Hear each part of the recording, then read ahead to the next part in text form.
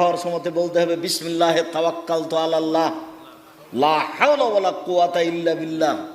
আর কাজ যখন করবেন, কথা যখন বলবেন, তাতে লাগিয়ে দিতে হবে কি ইনশাআল্লাহ। তাহলে আল্লাহ ভরসা বোঝা যাবে।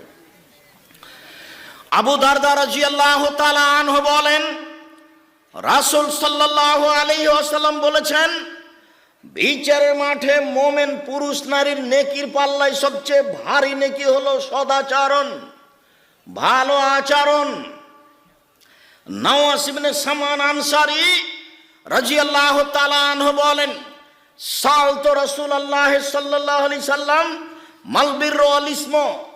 আমি নওয়াস ইবনে সামান আল্লাহর নবীকে একদা জিজ্ঞাসা করলাম, আল্লাহর নবী, পাপ কি জিনিস, নেকি কি জিনিস একটু বলবেন? আমি জানতে চাই পাপ কাকে বলে, নেকি কাকে বলে। তখন আল্লাহ রাসূল